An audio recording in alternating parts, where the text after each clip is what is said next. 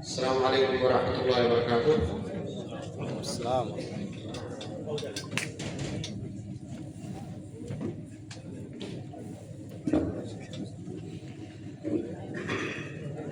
بسم اللہ الرحمن الرحیم۔ الحمدللہ رب العالمین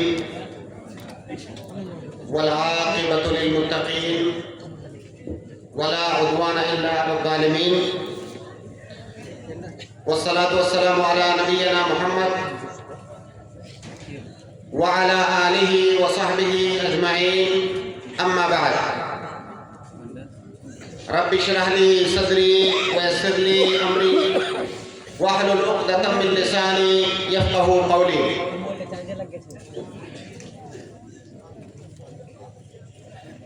محترم علماء کرام،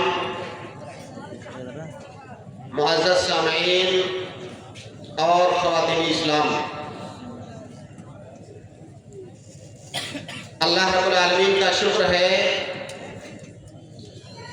کہ جس نے ہمیں مبارک مجلس اور اس مجلس کے اندر حاضری کی سعادت نصیب فرمائی، ہمیں اللہ رب العالمین کا اس نعمت پر شکر ادا کرنا چاہیے۔ کئی سارے اچھے علماء کرام آئے، آپ نے میراث کے موضوع پر اس سے متعلق مختلف گوشوں پر ان کی گفتگو آپ نے سنی۔ تقریباً تمام ہی مسائل پر گفتگو ہو چکی ہے، لیکن انشاءاللہ کسی موضوع سے متعلق کچھ ایسی باتیں جن کا جاننا ہمارے لیے ضروری ہے، یا موجودہ ہمارے حالات میں، موجودہ سماج کے اندر جن سے واقفیت ہمارے لیے انتہائی ضروری ہے، کچھ ان میں سے بعض باتوں کا انشاءاللہ میں ذکر کروں گا انتہائی اختصار کے ساتھ۔ سامعین کرام، یہ بات بار بار کہی گئی، پہلے بھی آپ نے سنی ہے، آج بھی بار بار یہ بات ریپیٹ کی گئی کہ ہمارا جو دین اسلام ہے، اس کی پہچان ہے عدل و انصاف۔ ہمارا دین عدل پر قائم ہے، اس کے تمام احکامات عدل پر مبنی ہیں۔ اسلام عدل کو پسند فرماتا ہے، عدل کا حکم دیتا ہے، ظلم کو ناپسند فرماتا ہے، ظلم سے روکتا ہے۔ اسی لیے اللہ رب العالمین نے حدیث قدسی کے اندر فرمایا، انی حرمت الظلم علی نفسی وَجَعَلْتُهُ بَيْنَكُمْ مُحَرَّمًا فَلَا تَظَالَمُوا۔ اللہ تعالیٰ نے ظلم کو اپنے اوپر حرام قرار دیا ہے، جبکہ اللہ رب العالمین جو چاہے وہ کر سکتا ہے، لیکن ظلم اتنی قبیح چیز ہے کہ اسے اللہ رب العالمین نے اپنے اوپر حرام قرار دیا، اور اسی طرح سے ہم تمام بندوں کے اوپر بھی ظلم کو حرام قرار دیا۔ ہم آپس میں ایک دوسرے پر ظلم نہ کریں۔ سامعین کرام، اسلام میں عدل کے بہت سارے مظاہر ہیں۔ آپ کو اسلام کے تمام احکامات میں عدل کا مظہر دکھے گا۔ اس کے انہی مظاہر میں سے ایک بہت بڑا مظہر ہمارا وہ موضوع ہے جو آج کی کانفرنس کا عنوان ہے۔ اسلام کے عدل کا بہت بڑا مظہر اس کا نظام میراث ہے۔ اسلام نے میراث کے نظام کی شکل میں ہم مسلمانوں کو جو نظام عطا کیا ہے، پوری دنیا کے اندر اس کی مثال نہیں ملتی ہے۔ لیکن افسوس کی بات یہ ہے کہ جس طرح سے ہم بہت سارے حقوق کے سلسلے میں، حقوق العباد کے سلسلے میں کوتاہیوں کے شکار ہیں، اسی طرح سے میراث کے سلسلے میں بھی ہمارے یہاں کئی ساری کوتاہیاں پائی جاتی ہیں۔ میراث کی بہت ساری کوتاہیوں کا تذکرہ آپ نے مختلف خطبہ کرام سے سنا۔ میں سمجھتا ہوں کہ میراث کے سلسلے میں جو سب سے بڑی خرابی ہمارے سماج کے اندر پائی جاتی ہے، وہ خرابی یہ ہے کہ عورتوں کے اوپر میراث کے سلسلے میں ظلم کیا جاتا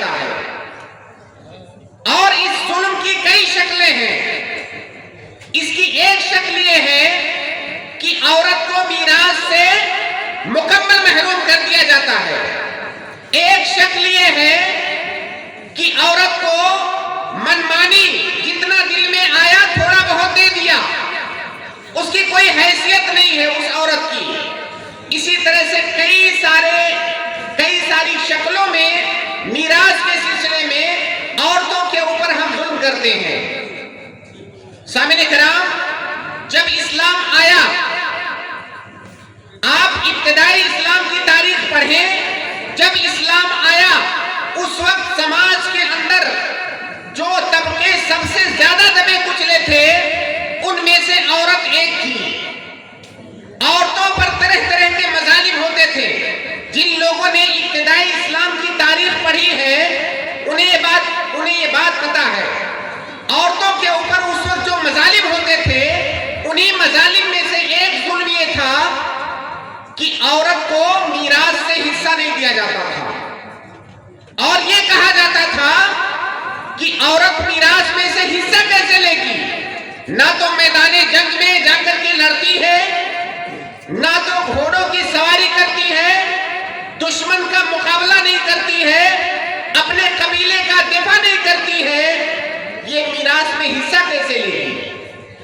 بلکہ حالت یہ تھی کہ اگر کسی عورت کے شوہر کی وفات ہو جاتی تھی تو وہ عورت پراپرٹی کی طرح سے اس عورت کو باقاعدہ طور سے تقسیم کیا جاتا تھا، یعنی وہ عورت اپنے شوہر کی پراپرٹی مانی جاتی تھی، اور خاندان اور قبیلے میں سے جو شخص چاہتا تھا اس کو پراپرٹی کے طور پر لے لیتا تھا۔ جب اسلام نے آیا تو کہا نہیں، عورت تمہاری پراپرٹی نہیں ہے، عورت تمہاری پراپرٹی نہیں ہے۔ لا یحل لکم ان ترثوا النساء کرہا، عورت تمہاری طرح سے، مردوں کی طرح سے سماج کا ایک حصہ ہے، وہ تمہاری پراپرٹی نہیں ہے۔ اور اس سے آگے بڑھ کر کے اسلام نے جس طرح سے مردوں کا میراث کے اندر حصہ رکھا اسی طرح سے عورتوں کے بارے میں فرمایا اللہ تعالیٰ نے کہ للرجال نصیب مما ترک الوالدان والاقربون وللنساء نصیب مما ترک الوالدان والاقربون مما قل منه او كثر نصیبا مفروضا۔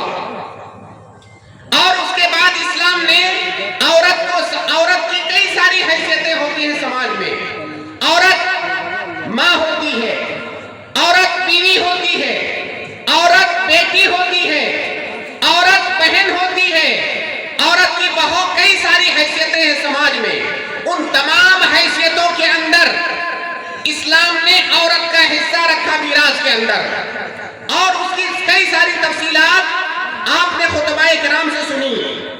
سامعین کرام، لیکن ان تمام چیزوں کے باوجود، ان تمام واضح احکامات کے باوجود ہمارے سماج میں میراث کے سلسلے میں عورتوں پر مظالم ہوتے ہیں، عورتوں کو ان کا حصہ نہیں دیا جاتا ہے، کبھی تو بیوی کی شکل میں، کبھی بیٹی کی شکل میں۔ لیکن عام طور سے جو ظلم عام ہے عورتوں پر، یہ جو ظلم عام ہے میراث کے سلسلے میں، عموماً وہ بیٹی کی شکل میں عورت کو یہ ظلم سہنا پڑتا ہے۔ حالانکہ اور دوسری حیثیتوں سے بھی عورتوں پر کئی دفعہ ظلم ہوتا ہے میراث کے سلسلے میں، لیکن بیٹی کی حیثیت سے اس کے اوپر جتنا ظلم ہوتا ہے وہ کسی اور حیثیت میں نہیں۔ اگر ہم اس کے اسباب پر غور کریں کہ عورتوں کو میراث سے محروم کرنے کے یا میراث کے سلسلے میں عورتوں پر مظالم ڈھائے جانے کے اسباب کیا ہیں، تو اس کے کئی اسباب سمجھ میں آ سکتے ہیں۔ اس کا پہلا سبب یہ ہے، عورتوں کو میراث سے محروم کرنے کے اسباب میں سے پہلا سبب جو میں سمجھتا ہوں وہ شاید یہ ہے کہ ہم غیر اقوام سے متاثر ہیں۔ ورنہ پہلے زمانے میں، ہمارے سلف کے زمانے میں، جہاں پر اسلامی حکومتیں تھیں، جہاں پر اسلامی تہذیب و تمدن تھا، وہاں پر اس بات کا تصور نہیں تھا کہ عورتوں کو میراث میں سے حصہ نہیں دیا جائے گا۔ یہ تاثر ہے۔ غیر اقوام میں رہتے رہتے ظاہر ہے ہندو دھرم میں عورتوں کا میراث میں کوئی حصہ نہیں ہے۔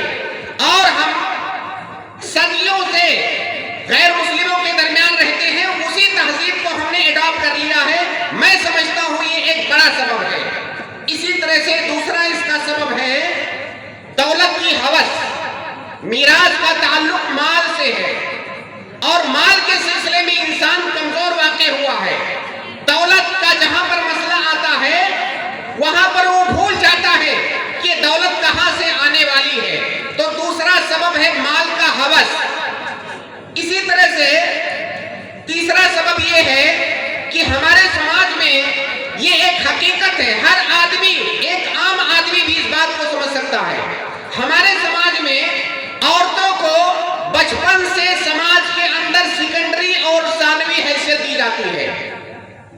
والدین کی جانب سے بچیوں کے ساتھ سوتیلا سلوک ہوتا ہے بچپن سے، ان کی پیدائش سے لے کر کے جوانی تک. اب وہ بھائی جو دیکھتا ہے کہ یہ چونکہ بیٹی ہے، میری بہن یہ بیٹی ہے، اس کی وجہ سے اسے سیکنڈری حیثیت حاصل ہے گھر کے اندر، اور اسی بات پر اس کی پرورش ہوتی ہے.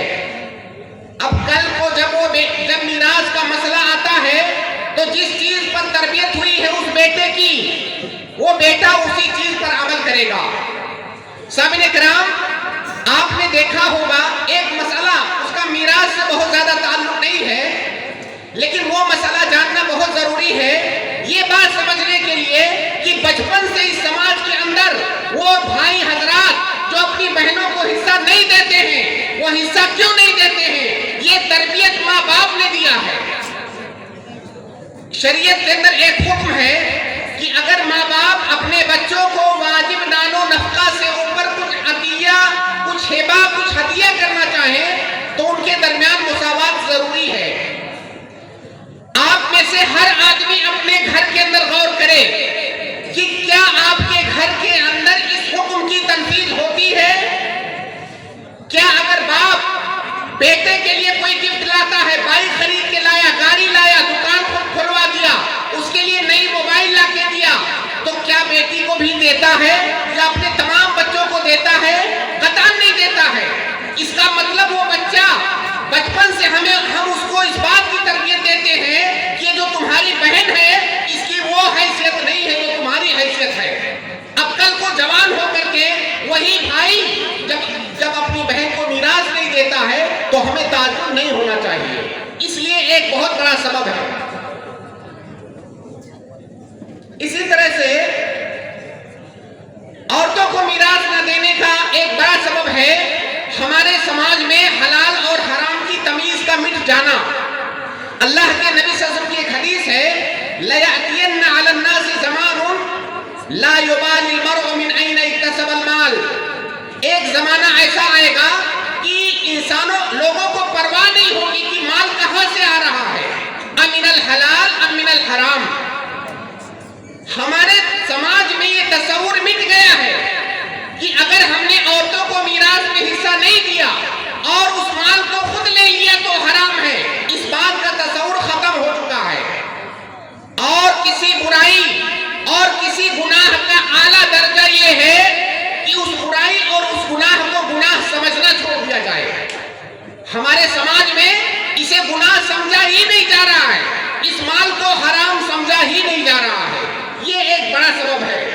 اسی طرح سے میں سمجھتا ہوں کہ ہمارے سماج میں بہت ساری جگہوں پر میں نے سنا ہے کہ آپ کے علاقے میں تو اس کا رواج زیادہ نہیں ہے لیکن یو پی وغیرہ میں یہ چیز کثرت سے پائی جاتی ہے، اور وہ ہے جہیز. جہیز کو ایک میجر سبب کی شکل میں دیکھا جا سکتا ہے میراث کے اندر ناانصافی اور ظلم کے بارے میں. بہت سارے لوگ کہتے ہیں کہ جب بہن کی شادی ہوئی تھی تو ابو نے بہت سارا جہیز دیا تھا، کئی لاکھ کا جہیز دیا تھا. اب ہم اس کو میراث میں حصہ کیا دیں؟ اپنا حصہ تو پا چکی ہے. حضرات آپ جانتے ہیں کہ جہیز دینا یہ حرام ہے. جہیز دینا اور لینا حرام ہے. یہ ہمارا موضوع ابھی نہیں ہے لیکن یہ حرام ہے. اب اس حرام چیز کو کیسے دلیل بنایا جا سکتا ہے کہ اس کی وجہ سے ہم میراث نہیں دیں گے؟ اسی لیے عام طور سے ہم دیکھتے ہیں کہ جن معاشروں کے اندر جہیز کا رواج جتنا کم ہے اسی قدر وہاں پر میراث کا رواج زیادہ ہے. اگر مثال کے طور پر میں مالیگاؤں کا ذکر کروں، مالیگاؤں کے اندر ہندوستان کے دوسرے علاقوں سے حالات وہاں پر قدرے بہتر ہیں میراث کے سلسلے میں، اور جہیز تو تقریباً ہے ہی نہیں۔ تو جس سماج کے اندر جہیز نہیں ہے، عام طور سے وہاں ہم دیکھتے ہیں کہ میراث کے سلسلے میں اس قدر ناانصافی نہیں ہے، لہذا جہیز کا ہونا یہ بھی میراث کے سلسلے میں کوتاہی اور بے اعتدالی کا سبب ہے۔ اسی طرح سے ایک آخری سبب میں جو سمجھتا ہوں وہ ہے ہمارے علماء کرام کا اس موضوع پر بات نہ کرنا۔ میرے اپنے علم کی حد تک یہ کوئی پہلا پروگرام میں جانتا ہوں، ہوتے ہوں گے لیکن میرے علم میں نہیں ہے، یہ پہلا پروگرام میں جانتا ہوں جو میراث کے سلسلے میں مستقل پروگرام ہو رہا ہے۔ سوال یہ ہے کہ ہمارے علماء کرام، یہ ہمارے خطبائے اعظام جن کے ہاتھ میں ممبر و محراب ہے، جن کے ہاتھ میں امت کی رہنمائی ہے، وہ اس موضوع پر بات کیوں نہیں کرتے ہیں؟ یہ قرآن کا ایک حکم ہے، اور یہ ایسا حکم ہے جس کے بارے میں اللہ تعالیٰ نے کہا تِلْکَ حُدُودُ اللَّهِ۔ ابھی آپ نے دکتور نور سے سنا کہ میراث ان مسائل میں سے ہے جن کو اللہ رب العالمین نے خود قرآن کریم کے اندر مکمل تفصیل سے بیان کر دیا ہے۔ میراث کا تعلق حقوق العباد سے ہے، اگر ایک ذرہ ہم نے کھایا تو معاف نہیں ہوگا، اس کا حساب دینا ہی ہوگا۔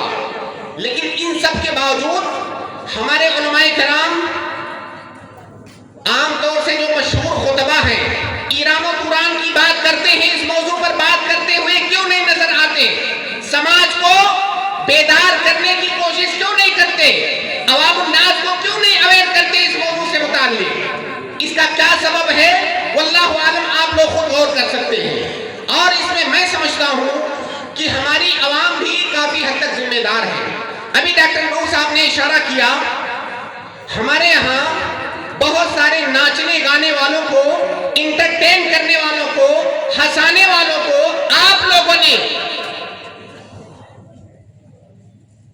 چیز وہی بکتی ہے جس چیز کا ڈیمانڈ ہوتا ہے۔ آپ لوگوں نے ایسے لوگوں کو جو علماء کہلانے کے لائق نہیں ہوتے ہیں، کسی کا نام لینے کی ضرورت نہیں ہے، آپ نے ان کو ممبر و محراب دے رکھا ہے۔ وہ آپ کے مسئلوں پر بات نہیں کریں گے، آپ کے مدعوں پر بات نہیں کریں گے، وہ آپ کو انٹرٹین کریں گے، کیونکہ آپ کو مزہ چاہیے۔ آپ کو مزہ چاہیے، مزہ آیا کہ نہیں آیا؟ بھائی یہ کوئی مجرا تھوڑی ہوتا ہے یہاں پر جو مزہ آئے گا، یہاں پر اللہ اور اس کے رسول کی بات بتائی جاتی ہے۔ لیکن یہیں پر خاص طور سے بہار اور بنگال کے بارے میں یہ بات سننے میں آتی ہے، مزہ نہیں آیا۔ بھائی مزہ لینے یہاں آتے ہو، جب ایسے لوگوں کو آپ نے امت کا خطیب، امت کا رہنما بنا رکھا ہوگا جو آپ کو مزے دیں گے تو وہ آپ کو دین نہیں بتائیں گے۔ ابھی کل یا پرسوں کی بات ہے، ڈاکٹر نور صاحب نے اشارہ کیا، میں تھوڑا اور اس کو واضح کر دوں۔ دو صاحب بیٹھے ہوئے تھے، ایک صاحب دوسرے صاحب کی وہ جو کہتے ہیں من تورا حاجی بگویم تو مورا حاجی بگو، ایک مجلس میں کم از کم 3 بار انہوں نے کہا کہ یہ اس زمانے کے البانی ہیں۔ میں سوچ رہا تھا کہ یہ آدمی کب خاموش ہوگا، یہ اس زمانے کے البانی ہیں، اور وہ سامنے والا خاموشی کے ساتھ سن رہا تھا اس کی باتیں۔ اللہ کے نبی صلی اللہ علیہ وسلم کی ایک حدیث ہے کہ المتشبع بما لم یعطا کلابس ثوب زور، میرے اندر اگر کوئی خوبی نہیں ہے اس کے باوجود میری کوئی تعریف کر رہا ہے اس خوبی پر، مجھے خاموش نہیں رہنا چاہیے۔ اگر خاموش رہتا ہوں تو اللہ کے نبی صلی اللہ علیہ وسلم نے کہا کہ ایسا آدمی جھوٹا کپڑا پہنا ہوا، جھوٹ کا کپڑا پہنا ہوا ہے۔ ظاہر ہے ایسے لوگ کچھ حواری مواری کو ساتھ میں رکھتے ہیں جو پیچھے ان کی تعریفیں کرتے ہیں۔ میں سوچ رہا تھا یہ بے حیا آدمی نہ تو کہنے میں بے حیا محسوس کر رہا ہے کہ اس زمانے کے البانی ہیں، اور نہ وہ آدمی جو سن رہا تھا نہ تو اس کو ٹوک رہا تھا۔ ایسے لوگ ہماری امت کی قیادت کر رہے ہیں، آپ کی بات کون کرے گا؟ حقیقت میں میراث ایسا مسئلہ ہے، اس زمانے میں میں سمجھتا ہوں میراث کے سلسلے میں اور زکوٰۃ کے سلسلے میں جو بے اعتدالیاں سماج کے اندر پائی جا رہی ہیں کسی اور موضوع کے اندر نہیں ہے. اور نہ ہی میں زکات کے اوپر بات کرتے ہوئے سنتا ہوں اور نہ ہی میراث کے اوپر. کیوں آخر میں؟ اس کا سبب کیا ہے؟ سبب یہ ہے کہ میں نے اپنی بہن کو میراث میں حصہ نہیں دیا ہوا ہے. میں کس منہ سے یہاں پر آ کے بات کروں گا؟ میں نے مدرسہ کھولا ہوا ہے، میں زکات کھاتا ہوں، میں قوم کی زکات ہڑپ جاتا ہوں. میں کس منہ سے یہاں پر آ کر کے بولوں گا کہ زکات کا صحیح مصرف یہ ہے؟ یہ اصل وجہ ہے. میں آ کے یہاں پر آپ کو انٹرٹین کروں گا جس میں آپ کو مزہ آئے، کیونکہ آپ کو بھی مزہ چاہیے. تو ایک بڑا سبب ہے، بچپن سے اتنی عمر ہو گئی، بچپن سے میں نے آج تک ہندوستان کے کسی خطیب کو فون کے میں اپنے علم کی بات کر رہا ہوں. منبر سے جمعہ کے خطبے میں میں نے کسی خطیب کو نہیں سنا جو میراث کے اوپر تقریر کر رہا ہو. وہ آپ کو صرف انٹرٹین کرتا ہے.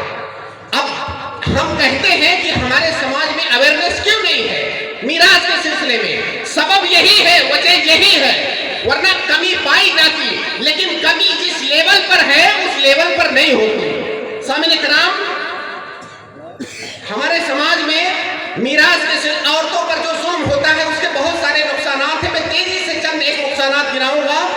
موضوع دراصل یہ اتنا دردناک ہے اور اس کی دردناکی کا احساس اسی وقت ہوگا جب اس پر ہم بیٹھ کر کے تنہائی میں غور کریں گے.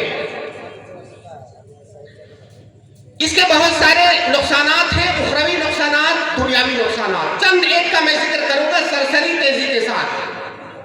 پہلا اس کا نقصان یہ ہے کہ اگر ہم عورتوں کو زکات سے محروم کرتے ہیں یا کسی بھی طرح کی زیادتی کرتے ہیں تو یہ اللہ کی شریعت کے ساتھ بغاوت ہے، اللہ کی شریعت کی مخالفت ہے. اللہ کی شریعت سے بغاوت کا حکم ابھی ڈاکٹر نور صاحب نے بتایا. اگر یہ اس حکم کا انکار ہو جائے یا استہانہ استخفاف ہو جائے تو یہ درجے کفر تک پہنچ سکتا ہے. اور اگر اقرار کرتے ہوئے اس پر عمل نہ کیا جائے تو کم سے کم یہ حقوق العباد ہے جس کا پائی پائی کا حساب ہمیں آخرت میں دینا پڑے گا. یہ پہلا نقصان ہے. دوسرا نقصان یہ ہے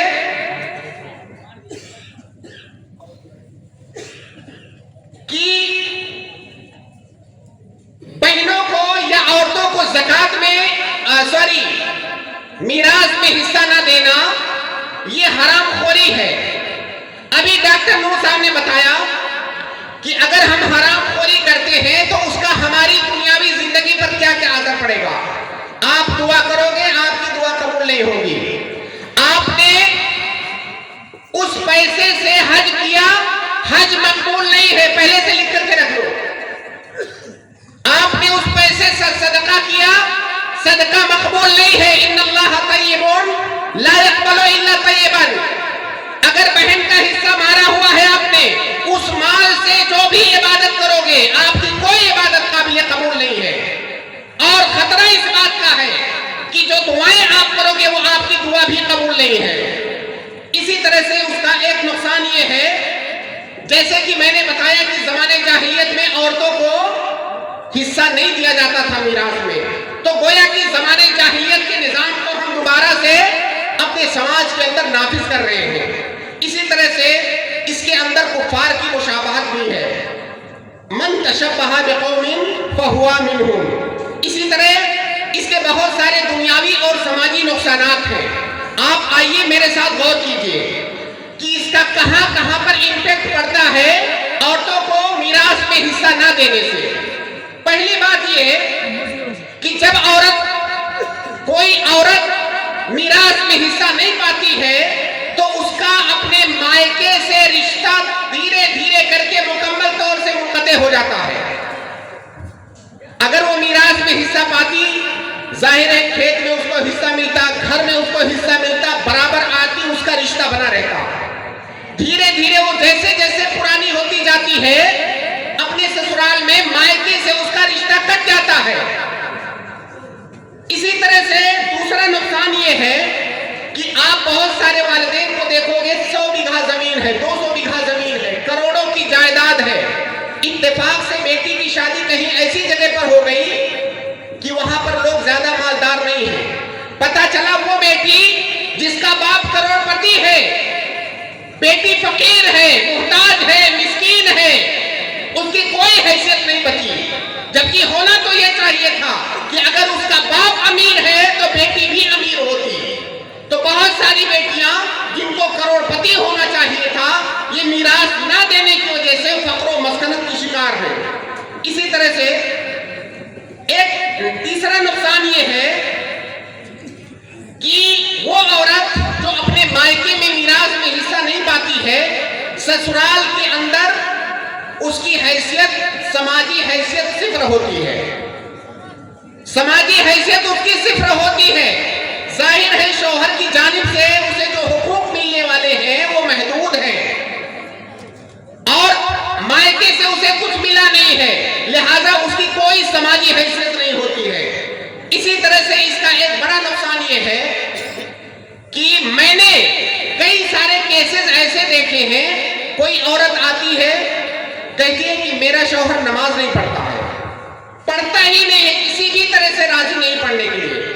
کوئی عورت آتی ہے کہتی میرا شوہر زانی ہے، میرا شوہر شرابی ہے، شیخ بتائیے میں کیا کروں. میں نے بہت سمجھایا.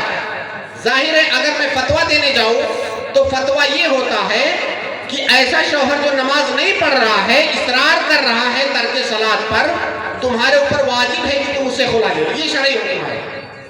شرعی حکم یہ ہے کہ اگر شوہر نماز نہیں پڑھتا ہے، اصرار کر رہا ہے، تو عورت کے اوپر خلا مانگنا یہ واجب ہے.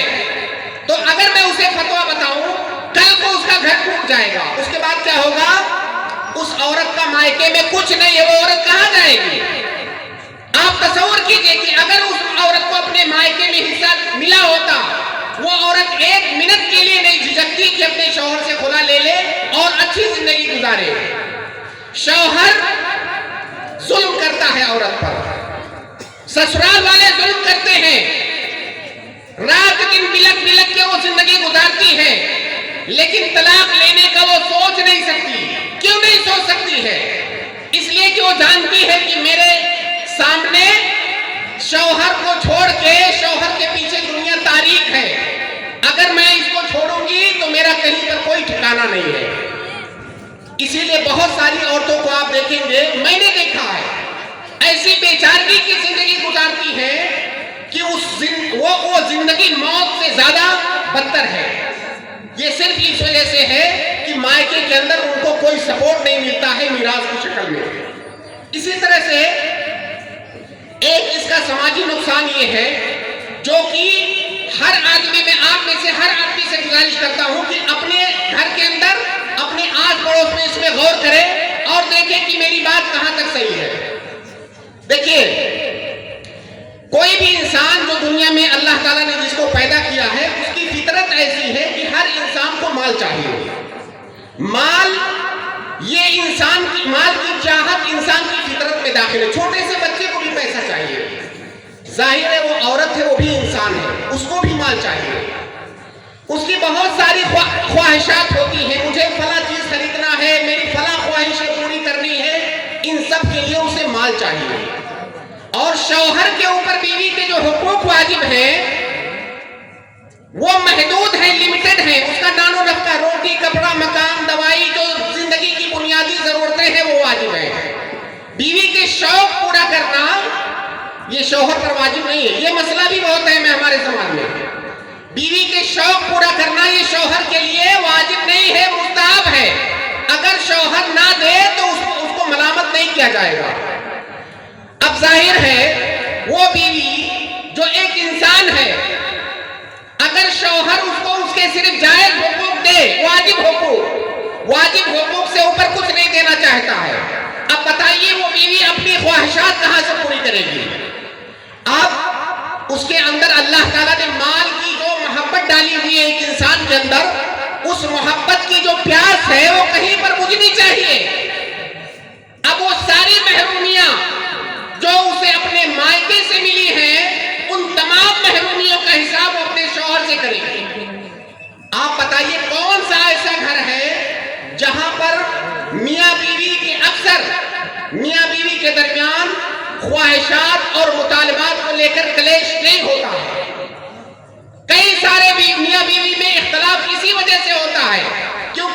کے جو مطالبات ہیں، اگر آپ کسی مفتی کے پاس جائیں گے پوچھنے تو آپ کو بتائے گا کہ یہ مطالبات واجب نہیں ہے شوہر کے اوپر پورا کرنا.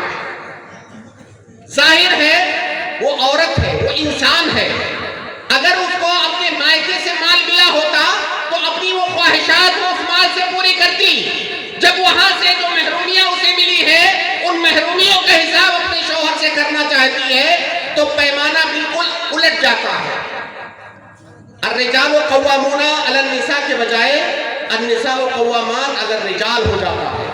آپ غور کیجئے گا ہمارے سماج میں میاں بیوی کے درمیان اختلافات کا میں اگر یہ کہوں کہ 70-75% سبب یہی بنتا ہے تو یہ بات غلط نہیں ہوگی اور اس کا ڈائریکٹ تعلق میراث سے ہے. اگر عورت کو میراث مائکے سے ملے گا وہ آسودہ رہے گی. اسی طرح سے ایک نقصان یہ ہے کہ بہت ساری عبادتوں کا تعلق مال سے ہے، جیسے حج کرنا، عمرہ کرنا، صدقہ کرنا. اگر عورت کو اپنے مائکے سے نہیں ملا ہے میراث، صدقہ کہاں سے کرے گی؟ حج کہاں سے؟ شوہر پر حج کروانا واجب نہیں ہے. بہت ساری باتیں ایسی ہیں جو میں یہاں کرنا نہیں چاہتا ہوں لیکن وہ کرنا پڑ رہا ہے. شوہر کے اوپر بیوی کو حج اور عمرہ کرانا واجب بیوی کے حقوق میں نہیں ہے.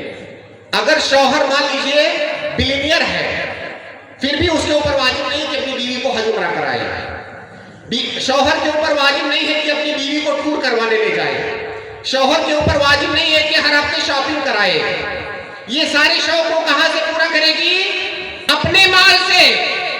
اور آپ نے تو کوئی مال دیا ہی نہیں ہے اس کو، جبکہ اسے ملنا چاہیے تھا. بہت ساری عورتیں ایسی ہوتی ہیں جو آتی ہیں پوچھنے کہ میرے پاس زیور ہے اور اس پر زکوٰۃ واجب ہو گئی ہے، اب میں کیا کروں؟ اکثر گھروں میں زکوٰۃ شوہر حضرات نکالتے ہیں اور بہت اچھی بات ہے نکالتے ہیں، ان کو انشاءاللہ اس کا اجر ملے گا. لیکن یہ آپ جان لیں کہ بیوی کے زیور کا زکوٰۃ شوہر کے اوپر واجب نہیں ہے. اگر وہ منع کر دے کل کو تو کیا کرے گی عورت؟ اگر وہ منع کر دے کہ میں تمہارے زیورات کی زکوٰۃ تمہارے اوپر واجب، تم نکالو میں کیوں نکالوں گا، کہاں جائے گی، کیا کرے گی؟ تو بہت اچھی بات ہے کہ شوہر نکال دیتے، لیکن اگر منع کر دے گویا کہ شوہر کے اوپر ایک ایکسٹرا بوجھ ہم ڈال رہے ہیں اس چیز کی وجہ سے. اگر عورت کو حج کرنا ہے شوہر نہیں کرا رہا کہاں سے کرے گی؟ عمرہ کہاں سے کرے گی؟ صدقہ کہاں سے کرے گی؟ بہت ساری چیزیں وہ نہیں کر سکتی ہے. تو یہ ایک اس کا بڑا نقصان ہے. اسی طرح سے ایک آخری بات ذکر کر کے اپنی بات ختم کروں گا کہ کسی عورت کو اگر میراث نہیں ملتا ہے اپنے مائکے سے تو یہ صرف اس عورت کے اوپر ظلم نہیں ہے بلکہ اس کے شوہر پر بھی ظلم ہے، اس کے بچوں پر بھی ظلم ہے. کیوں؟ کیونکہ ہو سکتا ہے اس عورت کی وفات پہلے ہوگی شوہر سے. اگر پہلے ہوگی تو شوہر حصہ پائے گا اس میں، گویا کہ اس کا حصہ بھی مارا گیا. اسی طرح سے اس عورت کے جو بچے ہیں ان کا بھی اس میں حصہ بنتا. گویا کہ بچے کا نانا کروڑ پتی ہے اور بچہ فقیر ہے، جبکہ ایسا نہیں ہونا چاہیے اسلام میں. اگر بچے کا نانا کروڑ پتی ہے تو اس کا کچھ فائدہ بچے کو آنا چاہیے ماں کے تھرو، جو کہ نہیں آ رہا ہے.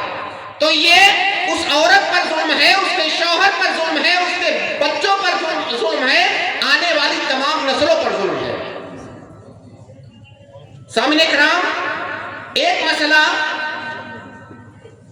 اور ہے جو میں یہاں ذکر کر دوں، یہ میراث کے سلسلے میں ہی ہے اور میں نے دیکھا وہ مسئلہ یہاں پر غالباً آیا نہیں ہے. وہ یہ ہے کئی سارے لوگ کیا کرتے ہیں کہ اپنی زندگی میں کہتے ہیں میں میراث تقسیم کر دینا چاہتا ہوں، اپنی زندگی میں میراث تقسیم کرتے ہیں اور تو عام طور سے صرف بیٹوں کے درمیان کرتے ہیں، بیٹیوں کو کون دیتا ہے؟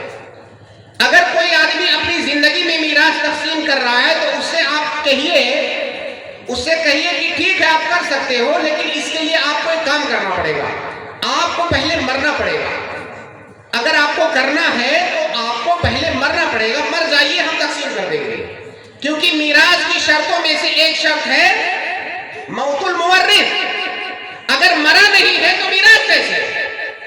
یہ بہت زیادہ اس وقت عام یہ مسئلہ اس لیے ذکر کر رہا ہوں، بہت زیادہ پبلک کی طرف سے مسئلہ آ رہا ہے کہ میں اپنی زندگی میں تقسیم کر دینا چاہتا ہوں.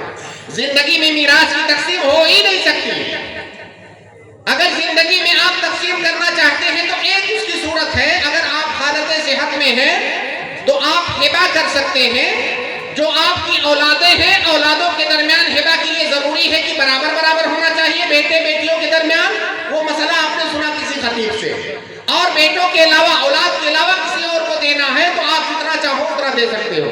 اگر مرض الموت میں چلے گئے ہو، وہاں پر ہبہ کرنا چاہتے ہو تو ثلث سے زیادہ نہیں کر سکتے، کیونکہ الہبہ فی حالت المرض فی حکم الوصیہ، وہاں پر وصیت کا حکم نافذ ہوگا. تو اگر کوئی آدمی اپنی زندگی میں اپنا ترکہ میراث کے طور پر تقسیم کر رہا ہے تو یہ کرنا جائز نہیں ہے. اگر وہ کرنا ہے تو ہبہ کی شکل میں کرے اور برابر برابر کرے اولاد میں. اولاد کے علاوہ کسی اور کو جتنا چاہے اتنا دے سکتا ہے. دوسری ایک بات کہ اگر وہ ہبہ کر رہا ہے اپنے بچوں کو تو یہ جان لے کہ جیسے ہی ہبہ کرے گا وہ پراپرٹی، وہ دولت فوراً بچوں کو منتقل ہو جائے گی، کیونکہ الہبہ لا تتم الا بالقبض. اگر قبض کیا نہیں ہے تو ہبہ کی تنفیذ ہی نہیں ہوگی. بہت سارے لوگ کیا کہتے ہیں کہ میں نے اپنے بچوں کو دے دیا، اب زندگی بھر میرے پاس رہے گا، اس کے بعد جب میں مر جاؤں گا تو بچے لے لیں گے. بھائی یہ ہبہ تھوڑی ہے، ہبہ قبض کے بغیر مکمل نہیں ہوتا ہے. تو اگر آپ چاہتے ہو کہ آپ کی ساری پراپرٹی آپ کے بچوں کو آپ کی زندگی میں منتقل ہو جائے تو برابر برابر ان کو ہبہ کر دو. آپ ایسا کر سکتے ہو. ایک آخری مسئلہ ذکر کر کے میں اپنی بات ختم کروں گا، وقت کافی ہو گیا.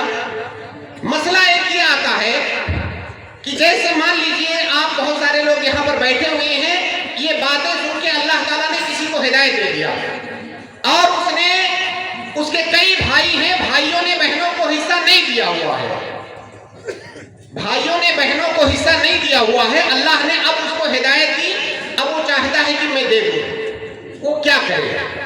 پہلے نمبر پر وہ جائے اپنے بھائیوں سے بات کرے کہ ہم لوگوں نے بہنوں کو حصہ نہیں دیا ہے، ہم کسی عالم کے پاس چلتے ہیں، مسئلہ سمجھتے ہیں اور تقسیم کر کے بہنوں کو بھی دیتے ہیں. اگر بھائی لوگ تیار ہو گئے تو اچھی بات ہے، لیکن بہت سارے بھائی اگر نہ تیار ہو اور اللہ تعالیٰ جس کو ہدایت دیا ہے تو چاہتا ہے کہ میں اس پر عمل کروں، وہ کیا کرے؟ اس کا طریقہ یہ ہے کہ وہ پہلے میراث کو تقسیم کرے. جو طریقہ ہے تقسیم کرنے کا، اپنے والد یا والدہ کی پوری جائیداد کو اکٹھا مان کر کے اس کو تقسیم کرے اور تقسیم کرنے کے بعد دیکھے کہ اس کا ایکچول حصہ اس کا اپنا کتنا بنتا ہے. اب اس ایکچول حصہ سے اوپر جو اس کو ملا ہے اس کا مطلب وہ بہنوں کا ہے. اب اس کو بہنوں کو واپس کر دے، اپنے حصے میں اتنا پرسنٹ بہنوں کو واپس کر دے جتنا اس کے پاس آیا ہے. انشاءاللہ وہ بری ہو جائے گا، کیونکہ ہمارے ہاتھ میں ظاہر ہے ہم ایک سیکولر نظام کے اندر جیتے ہیں، ہم کسی پر زبردستی نہیں کر سکتے. اگر ایک بھائی چاہتا ہے دوسرے بھائی نہیں چاہتے ہیں تو یہ بھائی اس طریقے سے اپنی گلو خلاصی کر سکتا ہے. اللہ رب العالمین سے ہم دعا کرتے ہیں کہ اللہ رب العالمین ہمیں اپنے دین کو سمجھنے اور اس پر مکمل طور سے عمل کرنے کی توفیق عطا فرمائے. اور میں آخر میں ایک بار پھر کہوں گا کہ آپ میں سے جو شخص بھی جس نے بھی بہن کا حصہ نہیں دیا ہوا ہے وہ یہ سمجھ لے کہ کانٹینیو وہ حرام کھا رہا ہے. ہو سکتا ہے اس کی دعا نہ قبول ہو، بہت ساری جو مالی عبادتیں ہیں اس کی مالی عبادتیں قبول نہ ہو. آخرت میں ایک ایک ذرے کا حساب نیکیوں کی شکل میں اسے دینا ہوگا اپنی بہنوں کو یا جن عورتوں کا بھی حصہ مار لیا ہے. تو یہ بات آپ بار بار ریپیٹ کیجئے اپنے دماغ میں کہ میں نے اپنی بہنوں کو حصہ نہیں دیا ہے، میں حرام خور ہوں، میں حرام خور ہوں، میں حرام کھا رہا ہوں، میں مسلسل حرام کھا رہا ہوں، میری دعائیں قبول نہیں ہوں گی. آپ یہ باتیں تقریباً دن میں 2-4 بار ریپیٹ کرتے رہے. اللہ رب العالمین ہم سب کو توفیق دے، ہم سب کو ہدایت دے. وآخر دعوانا الحمدللہ رب العالمین.